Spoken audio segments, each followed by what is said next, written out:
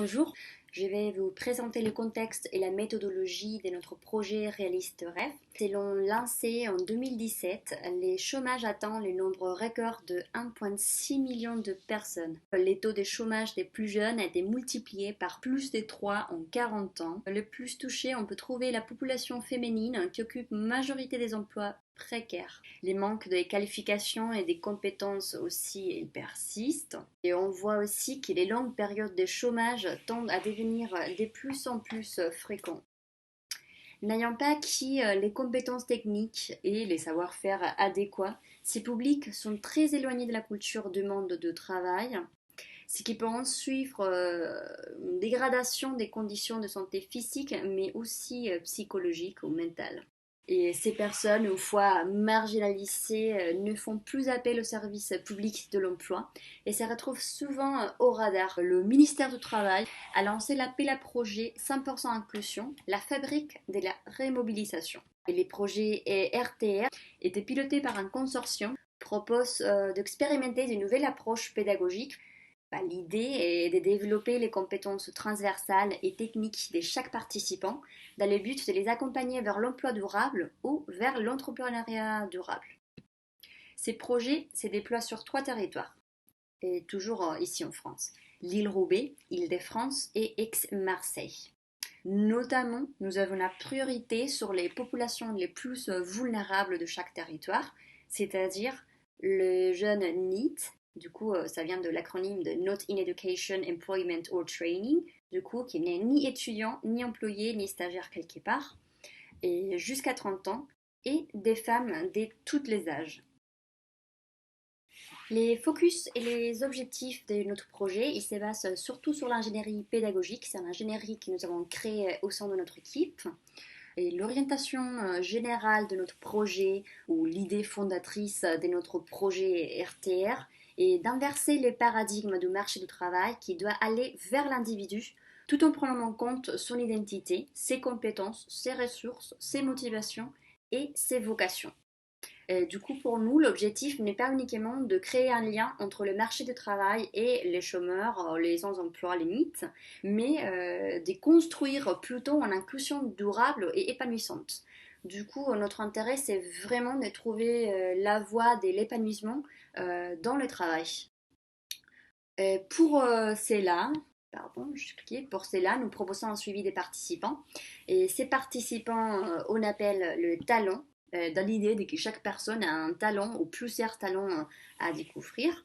Et ce suivi, il est assuré par un mentor de suivi et que nous appelons le révélateur. Du coup, ce révélateur, il serait à la fois un révélateur de talents de nos talents et aussi de rêves de nos talents.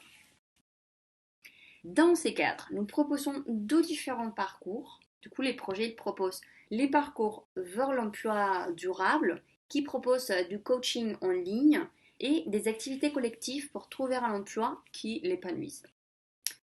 Les deuxièmes parcours, on l'appelle le parcours vers l'entrepreneuriat durable, et aussi il propose du coaching ainsi que des activités collectives pour créer son esprit d'entreprise. Du coup, c'est entreprendre dans les sens larges. Donc, l'objectif général du projet de recherche est d'évaluer l'impact du dispositif RTR sur de différentes compétences socio-émotionnelles et techniques. Et il y a aussi le bien-être, l'employabilité, les motivations des participants. Et pour ça, nous allons faire passer des entretiens, des questionnaires, différents tests.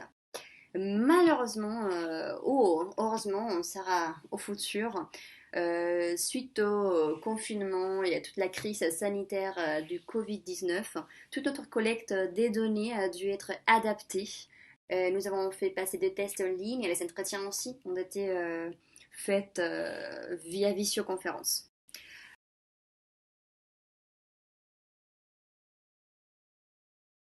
Pour ces projets, les résultats qu'on a les plus exploités pour l'instant sont liés aux apprentissages sur le terrain. Et particulièrement la nécessité de réajuster la recherche pour s'intégrer dans les objectifs de la recherche-action. C'est-à-dire, on a vu l'impact d'une méthodologie rigoureuse ou plus puriste, comme disent certains collègues de terrain, sur notre projet.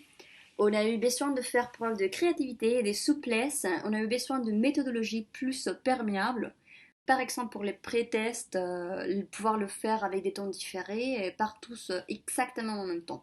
Du coup, on a regardé qu'il y avait pas mal de différences entre la recherche classique et la recherche action. C'est peut-être obvious pour certains, mais vraiment, dès qu'on propose un protocole de recherche, on doit itérer tout le temps pour pouvoir s'adapter aux vraies nécessités de terrain.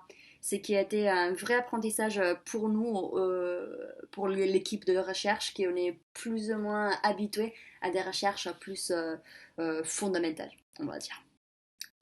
D'autre part, il y a aussi les soucis de la déconnexion entre la recherche et les terrains. Je pense que aussi ça découle de ça. C'est un peu un historique entre la recherche, les associations, les gens qui ont l'habitude à penser que la recherche est absolument déliée de la réalité. Et pour cela, nous avons intégré le révélateur, du coup le révélateur des talents. Nous l'avons intégré à nos démarches scientifiques aussi.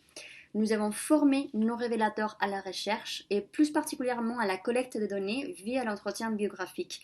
Du coup, c'est les révélateurs qui vont faire les entretiens d'entrée de nos talents au lieu des chercheurs comme on avait prévu au début. Et ça, c'est un super gros apprentissage parce qu'en fait, les talents, ils arrivent à parler beaucoup plus quand c'est une personne du terrain, une personne qui l'a recruté, qui a fait l'entretien, que quand l'entretien il est fait par des chercheurs, même si les chercheurs ils sont formés académiquement à l'entretien.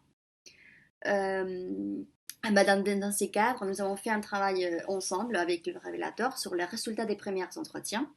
Parfois, il y avait des entretiens qui étaient, par exemple, trop courts, dont le révélateur il coupait la parole. Mais on s'est rendu compte qu'effectivement, on leur donne un feedback direct sur les entretiens. Les révélateurs, ils s'ajustent facilement et ils sont capables de prendre ces feedbacks et de nous donner des entretiens très, très, très intéressants par la suite. Les taux de réponse aussi a été un problème. Le taux de réponse était très lent, probablement dû au confinement. Ça, on imagine que c'est absolument lié à ça. Et notamment, il y avait des personnes qui disaient qu'ils ne voulaient pas parler avec nous ou qui étaient très stressées pour pouvoir vraiment faire le focus sur trouver un emploi, ce qui c'est tout à fait normal. En plus, tous n'étaient pas à l'aise avec la technologie et de faire des entretiens via visioconférence. C'est pas évident pour tout le monde. Et pareil pour le test qu'on avait prévu, les pré-tests. Du coup, parfois, ils ont eu des soucis à se connecter sur leur plateforme. Et du coup, ils ne répondaient pas ou ils prenaient vraiment 2 ou 3 semaines pour répondre à 2 questionnaires sur 7. Du coup, ça a été un gros souci, surtout au niveau des analyses. C'est pour ça qu'on a un peu de retard. Mais néanmoins, face à cette crise des collectes de données, l'équipe marseillaise a réagi plus rapidement que les autres et nous a fourni pas mal d'entretiens. Elle nous a fourni 31 entretiens en 2 mois. Néanmoins, bien sûr, ne sont pas tous exploitables à cause des soucis techniques. Surtout les sons qui est très mauvais et la connexion ne sont pas les meilleures. Euh, et ensuite, l'équipe parisien aussi nous a fourni pas mal d'entretiens, 21 entretiens à analyser. Les résultats, très préliminaires en ces moments, nous montrent que les thèmes les plus énoncés par les talents sont les besoins de soutien pour la création de leur activité, donc leur entreprise, et les besoins de soutien socio-émotionnel. Il y a pas mal de personnes qui ont besoin vraiment d'un soutien socio-émotionnel. Bien évidemment, il s'agit que des résultats très préliminaires car en raison de problèmes liés au Covid-19, la collecte et les analyses des données ont été fortement perturbées et puis très retardées. Le résultat plus complet des entretiens ainsi que le pré-test est prévu environ pour mi-septembre. Du coup, si vous voulez, on peut continuer en contact. Je peux vous fournir quels sont les résultats de cette première vague d'entretien. À mode des conclusions, je peux vous dire, voilà, il reste encore beaucoup à faire pour pouvoir voir les résultats définitifs et l'impact des interventions sur la population. C'est vraiment dommage parce que nous avons prévu effectivement de vous montrer des résultats plus concrets, mais la crise ne l'a pas trop permis. Mais néanmoins, un des plus précieux apprentissages est basé sur le fait qu'un projet de recherche-action a besoin d'innovation et d'adaptation constante pour pouvoir être mis en œuvre.